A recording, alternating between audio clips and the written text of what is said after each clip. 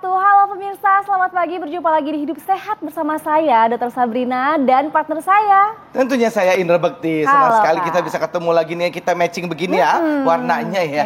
Wah, ini hari ini kayaknya kalau udah matching kayak gini, kita seru banget kalau misalnya kita bahas sesuatu yang memang matching juga dengan acara kita, yaitu Hidup Sehat. Ya, tentang kesehatan pastinya ya. Nah, kali ini kita tentang apa sih, Dok? Hari ini kita akan bahas penyakit yang banyak banget orang yang pernah mengalami, termasuk saya dan juga Kak Bekti ya. Pegelinu, dan masih ada juga fakta mitos yang akan kita bahas bersama dengan narasumber terpercaya tentunya, tapi kita saksikan dulu ya tayangan yang berikut ini.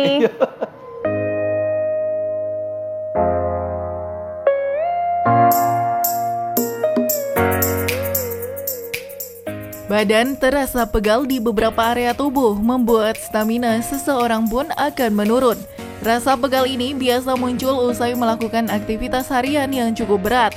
Namun rasa pegal ini juga bisa diartikan bahwa tubuh sedang dalam kondisi yang tak sehat seperti sedang terkena flu atau demam.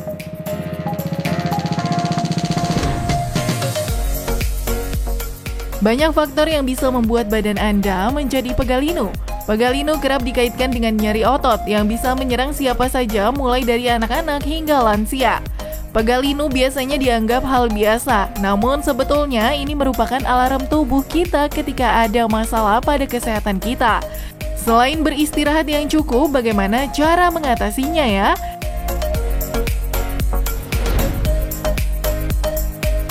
Hidup Sehat akan menjelaskan secara tuntas bersama dokter di studio hari ini.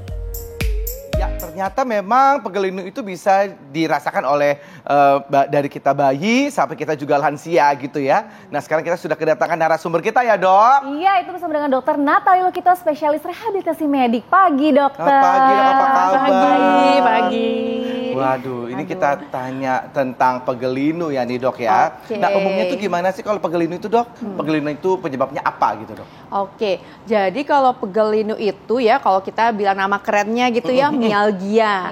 Ya, itu adalah nyeri otot ya, nyeri otot yang disebabkan karena adanya kekakuan atau ketegangan dari ototnya, seperti itu. Ya, kalau penyebabnya itu bisa misalkan karena penggunaan otot tersebut secara berulang atau berlebih, misalkan habis bersih-bersih rumah, angkat-angkat barang gitu ya, atau jalan-jalan misalkan habis keliling mall atau mungkin habis maraton gitu. Atau bisa misalkan karena berada dalam satu posisi tertentu gitu, misalkan kayak orang mungkin yang kerja di kantor tuh depan laptop bisa berjam-jam depan komputer gitu bisa, atau mungkin mau perjalanan jauh ya menyetir, atau baik yang nyetir ataupun penumpang kita anggap bisa 1 jam 2 jam, nah itu juga bisa gitu. Atau yang ketiga juga bisa karena adanya memang infeksi virus gitu ya, misalkan lagi batuk pilek atau misalkan kan gejala demam berdarah itu juga bisa ya. Nah, itu bisa seperti itu. Jadi penyebabnya juga macam-macam ya. Nah, dokter, ini kita masuk ke fakta atau mitos ya, Dok ya. Nah, fakta mitosnya adalah katanya berendam dengan air hangat nih, dokter, dicampur dengan garam, katanya dapat mengurangi pegalinu. Ini fakta atau mitos, Dok? Oke, jadi jawabannya dulu. Fakta atau mitos? Fakta. Keren banget dong ya. Oke, itu kenapa kok bisa bikin menghilangkan sedikit rasa pegelinu? Oke, fakta, tapi untuk air hangatnya ya gitu. Karena air hangat itu dia menyebabkan, kita sebutnya vasodilatasi. Vasodilatasi adalah pelebaran dari pembuluh darah yang di perifer, yang di pinggir-pinggir ya. Contoh lah, misalkan kita ada pegel-pegel di sini, mungkin habis nyapunya lama gitu ya. Nah, dia kan melebarkan pembuluh darah, jadi dia meningkatkan sirkulasi darah yang ke sini gitu. Seperti itu. Dan yang kedua, air hangat itu kita tahu dia bisa menstimulasi endorfin. Nah, endorfin itu kita kenal dengan zat hormon anti nyeri. Nah, jadi dia melawan si nyerinya, jadi menimbulkan efek relaksasi seperti itu. Ya, tapi kalau untuk garamnya sih belum ada cukup bukti ya, gitu ya. Yang penting sih airnya hangat gitu, mau tambah garam mau enggak sama aja. Nah, tadi kita sempat lihat juga tuh ada yang katanya kalau kita mandi air hangat, air dingin ya, malah direndam air dingin banget, sedingin gitu. Kadang-kadang suka pemain bola gitu kan ya, mereka pakai rendam air dingin itu juga bisa mengurangi inflamasi juga gitu. Itu gimana tuh, Dok, dengan hal itu? Oh gitu. Jadi kalau untuk air dingin benar, ada benarnya juga. Jadi kalau meredakan inflamasi. Jadi kalau air dingin itu lebih cocok misalkan kita akut. Jadi benar-benar baru terjadi. Nah, mungkin misalkan kayak kalau atlet gitu ya, betul. Keceklek gitu seleo gitu terkilir. Nah, itu kan akut banget. Nah, biasanya kan memang juga ada tanda-tanda radang akut tuh mungkin sampai bengkak, merah, seperti itu. Nah, itu lebih cocok memang air dingin, betul. Karena air dingin ini kebalikan dengan air panas, air hangat, bukan air panas yang mendidih nanti, lepuh nanti. Air dingin itu dia vasokonstriksi. Nah, jadi dia justru mengecilkan si pembuluh darah. Nah, otomatis aliran darah yang ke sini misalnya nih keceklek gitu kan merah, bengkak. Nah, jadi dikurangin karena kan kalau kita kasih air hangat nih gitu, kompres hangat, tambah banyak sirkulasi darah, dia tambah merah, tambah bengkak. Jadi lebih enak kalau emang kita yang pegel-pegel biasa nih, berendam air hangat aja deh tuh udah enak tuh ya. Nah, sekarang nih kadang-kadang pegel-pegel tuh kalau kita jalan-jalan ke mall gitu kan ya, belanja capek-capek gitu kan. Apalagi pakai heels ya. Pakai heels lah gitu. Nah, terus kita duduk-duduk nongkrong sambil minum kopi. Nah, katanya nih kopi bener nggak nih kalau misalnya itu juga konsumsi kopi dapat membantu meredakan pegal dan linu. Fakta atau mitos tuh, Dok? Oke, mitos.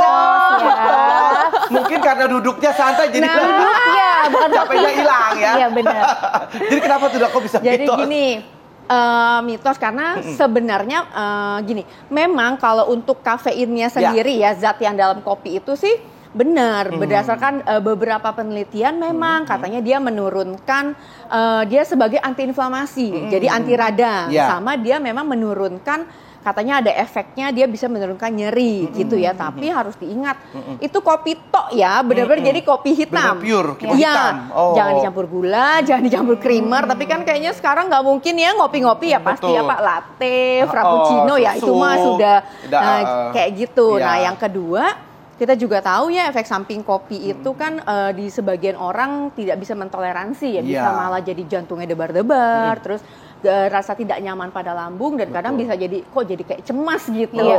Nah, jadi daripada yang terus masih belum pasti ya gitu, ada yang bilang iya enggak ya, mending kita yang pasti-pasti aja dulu. Betul sekali, Dok. Mengerti, Dok? Iya. Nah, ini fakta yang selanjutnya, Dokter. Katanya kebanyakan gerak atau kekurangan gerak justru. Nah, ini dapat menyebabkan badan kita terasa pegal dan juga linu. Ini fakta atau mitos? Oh, kalau itu fakta. Fakta juga. Iya. Itu seperti apa tuh, Dok? Jadi gini, kalau misalkan kebanyakan bergerak, itu kan sama seperti yang tadi saya bilang. Jadi penggunaan ototnya secara berulang atau berlebih. Seperti itu ya, jadinya nanti bisa menimbulkan cedera. Jadinya kan jadi pegel-pegel seperti itu yang dirasa. Nah, tapi kalau kurang gerak kenapa nih gitu, kok kurang gerak juga salah gitu ya. Iya. Jadi kalau kurang gerak artinya kan kita tidak aktif ya. Otomatis untuk mager gitu. Jadi sirkulasi darah kita juga tidak lancar. Nah, dan lagi kita ini tuh diciptakan memang untuk bergerak dinamis. Kan kita bukan patung yang diem aja seperti itu. Jadi memang baiknya semua pas ya gitu, harus bergerak. Tapi jangan over, tapi jangan mager juga. Begitu. Gitu. Nah, ini kan yang namanya dulu waktu masih masa-masa pandemi masih tinggi-tingginya tuh kan ya, Dok. Itu kan benar-benar mager tuh, Dok. Kita nggak ngapain. Kita malah tiduran aja kadang-kadang. Itu malah itu kan cukup bikin pegal juga tadi kata dokter ya. Nah, itu ada nggak sih gerakan-gerakan yang bisa mungkin menghilangkan pegal dan linu tuh, supaya mungkin ada pergerakan atau mungkin stretching kayak gitu, seperti apa? Ada gerakan-gerakan khusus nggak tuh, Dok? Ada sih, bisa boleh dicontohin ada. Dong. Boleh. Siapa? Oh, ini siap. Oke. Gimana nih? Pegelima kayaknya nih. Gimana kita nih? Di mana, Dok? Tapi yang simple kita untuk leher ya, gitu ya. Izin pegang dulu ya. Boleh. Sambil dipijit-pijit juga boleh. Jangan dong. Jadi yang misalnya untuk leher yang paling sering pegel itu kan biasanya kita leher ya, terutama orang-orang kantoran gitu. Terus kita ya namanya juga handphone kan nggak bisa lepas gitu. Jadi bisa sederhana, coba toleh ke sebelah kanan. Ke kanan. Kanan dulu. Nah, seperti ini ya. Nah, nanti bisa juga kalau misalkan kayak kita agak terlalu kaku, boleh dibantu nih Kak Bekti, boleh tarik ininya. kita tarik sendiri gitu. Nah, iya betul. Nah, biasanya juga ini tangan yang satu boleh megang di bawah kursi. Nah, gini, Bunda buat apa? Karena kalau otot kita kaku, kadang-kadang kita narik begini, maksudnya narik otot leher, tapi ini kita ikut ketarik semua. Sama, tahan juga 1, 2, 3 sampai 6. Nanti diulang 5 kali ke kanan, 5 kali ke kiri gitu.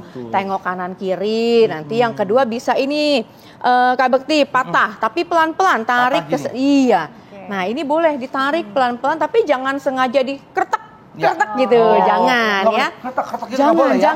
Jangan nanti itu merusak sendinya. Sama, tahannya 6 detik, diulang 5 kali seperti itu. Enak ya. Nah, nanti bisa juga gerakannya tengadah ke atas gitu. Tengadah gitu bisa sama. Tahannya 6 detik, terus kalau udah gitu nanti 5 kali ke atas, 5 kali yang ke bawah. Ke bawah gini. Nah, gini gitu. ya, Dok.